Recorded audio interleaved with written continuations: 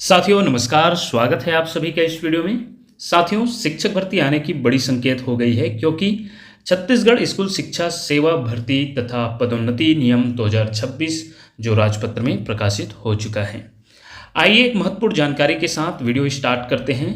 जो आप छत्तीसगढ़ राजपत्र में प्रकाशित हुआ वो पीडीएफ देख ही चुके होंगे। हम पीडीएफ से महत्वपूर्ण बिंदुओं पर बात करेंगे जिससे देखा जाए शिक्षक भर्ती के जो अभ्यर्थी शिक्षक भर्ती के इंतजार में बैठे हुए हैं क्या क्या महत्वपूर्ण बदलाव हुआ है। आइए हम कुछ मुख्य बातों पर बात करेंगे, जैसे कि आयु सीमा क्या होगी, आयु में छूट किन किन श्रेणियों में कितना वर्ष का छूट मिला है, इसका सार देखने वाले हैं। न्यूनतम शैक्षणिक योग्यता 50% होगा। जो आपका जो भी सहायक शिक्षक शिक्षक या व्याख्याता में जो भी आपका क्वालिफिकेशन मांगा जाएगा उसमें न्यूनतम जो है 50% हो मान्य रहेगा या 45% वाले भी, तो उसको भी देखेंगे। सहायक शिक्षक के बारे में शिक्षक व्याख्याता और ख़ास करके इसमें जो है भर्ती नियम में एबीओ भर्ती जो सहायक विकासखंड शिक्षा अधिकारी जो भर्ती होता है उसमें जो है महत्वपूर्ण बदलाव देखने को मिला है। खास करके देखा जाए तो मिडिल स्कूल एचएम के लिए बहुत ही बड़ी खुशखबरी है एबीओ के लिए। अब हम बात करेंगे और शिक्षक के लिए जो बीएड जो वर्ग 2 शिक्षक की बात करें तो उसका बीएड ही सिर्फ मान्य रहेगा या डीएलएड से भी काम चल जाएगा। आइए ये सभी बातों का हम सार तरीके से देखेंगे। ज़्यादा समय न लेते हुए हम सबसे पहले बात करेंगे आयु सीमा। तो सामान्य आयु की बात करें तो न्यूनतम आयु 21 वर्ष और अधिकतम आयु जो है 35 वर्ष से अधिक नहीं होनी चाहिए। ये सामान्य व्यक्तियों के लिए है। आयु की गणना जो है विज्ञापन वर्ष, जैसे 2026 अभी मान लो विज्ञापन इसी महीने जारी हो जाता है तो विज्ञापन वर्ष 1 जनवरी से आयु की गणना होगी, 1 जनवरी 2026 से। इसके स्पेशल उल्लेख किया गया है इसमें। अधिकतम आयु किसी भी स्थिति में 45 वर्ष से अधिक नहीं हो सकती। 45 वर्ष से अधिक जो है कोई भी स्थिति में मान्य नहीं रहेगा। ये आपके इस राजपत्र में प्रकाशित हुआ है उसके आधार पर बताया जा रहा है। आयु जो छूट है कैसे 45 वर्ष से अधिक नहीं होनी चाहिए हम आगे देखने वाले हैं। तो आयु अब छूट की बात करें तो किन किन श्रेणियों में जो है कितना वर्ष छूट मिला है। तो जैसे कि जो 21 से 35 वर्ष के बाद जो है आपका देखा जाए तो SC ST OBC को उसमें 5 वर्ष का छूट दिया जाएगा। और महिलाओं की बात करें तो उसमें 10 वर्ष से अधिक छूट नहीं दिया जाएगा, उन्हें 10 वर्ष तक इसमें स्पेशल बात किया गया है। वही PW की बात करें, दिव्यांग परीक्षार्थियों की बात करें तो शासन निर्देशानुसार जो भी एक परीक्षा का जैसे ही शिक्षक भर्ती का विज्ञापन आएगा तो उसमें भी इसका उल्लेख होगा और कितना जो है उन्हें आयु में छूट दिया जाएगा उसके निर्देशानुसार एक बार फिर से इसमें बताया जाएगा। वही अगला शासकीय कर्मचारी में मान लो आप पहले से सहायक शिक्षक है और शिक्षक या व्याख्याता की तैयारी कर रहे हैं तो उसके लिए अधिकतम 38 वर्ष, जैसे कि 21 से आपका 35 वर्ष है तो उनके लिए अधिकतम 38 वर्ष आपका छूट मिल जाएगा। तो ये शासकीय कर्मचारी के लिए है। कोई भी विभाग में है आप जो है तो शिक्षा विभाग में आना चाहते हैं या शिक्षक भर्ती का आप डीएड बीएड कर चुके हैं, टेट निकाल चुके हैं तो आप शिक्षक भर्ती का तैयारी कर रहे हैं या शिक्षक भर्ती में पास हो जाएंगे तो उसके लिए अधिकतम आयु जो होगा 38 वर्ष। वही भूतपूर्व सैनिक की बात करें तो उनकी जो है भूतपूर्व सैनिक या उनके परिवार में या उनके पिताजी रहे हैं या उनके दादाजी तो उनको भूतपूर्व सैनिक का लाभ मिलता है, या वही खुद भूतपूर्व सैनिक रहे हैं तो उनके सेवा अवधि घटाकर उनको जो है इसमें छूट दिया जाएगा। यहाँ पर देखा जाए साथियों तो सेवा अवधि घटाकर कहने का मतलब है कि जैसे कि भूतपूर्व सैनिकों की आयु सीमा निर्धारित करते समय उनकी सैन्य सेवा की अवधि को घटाकर आयु की गणना की जाए, क्योंकि वो मान लो आर्मी में रहे हैं और 20 साल सेवा दिए हैं तो 20 साल घटाने के बाद उनका जो है सेवा अवधि की गणना होगी। इस प्रकार इसमें बोला गया है इस राजपत्र में। इंटरकास्ट विवाह प्रोत्साहन, तो इस इंटरकास्ट मैरिज करने वालों को भी 5 वर्ष छूट दिया जाएगा उनके प्रोत्साहन के लिए, इसमें स्पेशली इसका जिक्र हुआ है।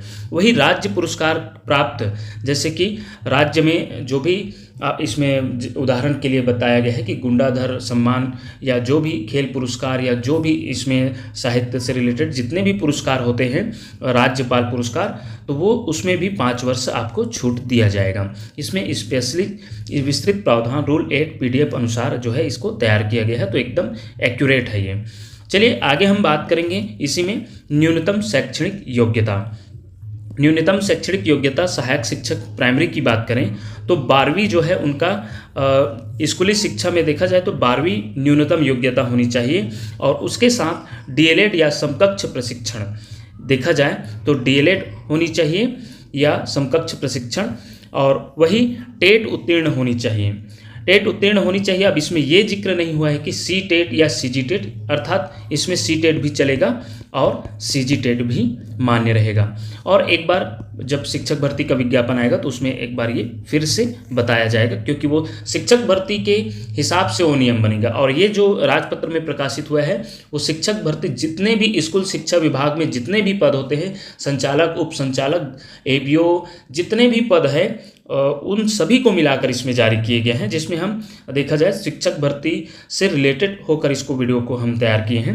तो न्यूनतम अंक जो है सामान्य वर्ग के लिए 50% से कम नहीं होनी चाहिए, चाहे वह डीएलएड में हो चाहे वो 12वीं में हो। 50% से अगर नीचे है तो वो क्वालिफिकेशन का हकदार नहीं रहेगा, उनका जैसे सिलेक्शन भी हो जाएगा तो वो वेरिफिकेशन के टाइम वो अपात्र हो जाएंगे। वही आरक्षित वर्ग के लिए एसटी, एससी, ओबीसी वर्ग के लिए 45% अर्थात 5% छूट दिया जाएगा। इसमें भी ये आरटी एक्ट 2009 एवं एनसीटी मानक के अनुसार ये जो है नियम है। तो इसके आधार पर देखा जाए तो एससी, एसटी और ओबीसी वालों के लिए अगर 12वीं में वो 45% है तो भी, और डीएड या समकक्ष प्रशिक्षण में वो 45% से पास हुआ है तो वो बिल्कुल पात्र होंगे। इससे कम होंगे तो वो अपात्र हो जाएंगे। चलिए अब हम बात करेंगे जो है शिक्षक मिडिल स्कूल का। तो मिडिल स्कूल शिक्षक के लिए तो आप सभी जानते हैं कि 12वीं पास होने के साथ साथ उनका जो भी विषय रहेगा उसमें निर्धारित विषय में स्नातक होनी चाहिए, अर्थात बीए, बीएससी, बीकॉम जो भी आप विषयवार दिला रहे हैं तो उसमें आपका स्नातक होनी चाहिए। और उसके साथ याद रखिएगा शिक्षक के लिए इसमें स्पष्ट बोला गया है प्रारंभिक शिक्षा शास्त्र में होनी चाहिए, वो चाहे वो किसी भी नाम से जाना जाता हो, तो वो डीएलएड भी आ जाएगा और बीएड भी आ जाएगा। तो देखा जाए तो शिक्षक में डीएलएड भी मान्य है वर्ग 2 के लिए। और टेट उत्तीर्ण होनी चाहिए, जो पेपर 2 होता है, पेपर 2 चाहे वो सी टेट पास हो या सीजी टेट पास हो वो उत्तीर्ण होनी चाहिए। विषय संयोजन आपका जितने भी आपके विषयवार यदि पद निकला है, चाहे गणित, विज्ञान, अंग्रेजी, संस्कृत, जितने भी वर्ग 2 के लिए निकला है तो आप उसके लिए अपने विषय में स्नातक होनी चाहिए, तभी आप इसमें डाल पाएंगे शिक्षक के लिए। तो ये रही आपका शिक्षक के लिए। उसके बाद व्याख्याता की बात करें तो व्याख्याता में भी मान्यता प्राप्त विश्वविद्यालय से आपका क्या होना चाहिए, स्नातकोत्तर होना चाहिए, जैसे कि एमए, एमएससी, एमकॉम।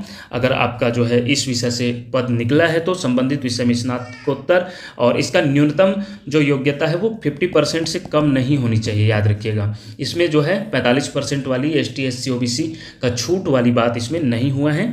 और बीएड अनिवार्य है, इसमें डीएलएड नहीं चलेगा, याद रखिएगा। इसमें ओनली बीएड चलेगा, और किसी भी विषय में स्नातकोत्तर जो आपके विषय में पद निकला है, चाहे वो गणित हो, संस्कृत हो, हिंदी, अंग्रेजी, बायो, भौतिकी, रसायन, जो भी हो, तो इसमें ये व्याख्याता के लिए हुआ। अब यहाँ मुख्य जो इसमें जो बात हो रही है एबीओ की, और एबीओ का पहले जो है टोटल जो पद होता था वो पूरी सीधी भर्ती से लिया जाता था, लेकिन इस भर्ती नियम में ये महत्वपूर्ण बदलाव हुआ है। 75% जो पद होंगे इसमें जो है एबीओ के लिए जो पद बताया गया है वो 268, और इसमें जो है 75% जो है सीधी भर्ती के माध्यम से, और 25% जो है विभागीय भर्ती होगा, जैसे कि प्रधान पाठक जो है इनके प्रमोशन जो होगा वो, या इन्हें जो है प्रतिनियुक्ति दिया जा सकता है।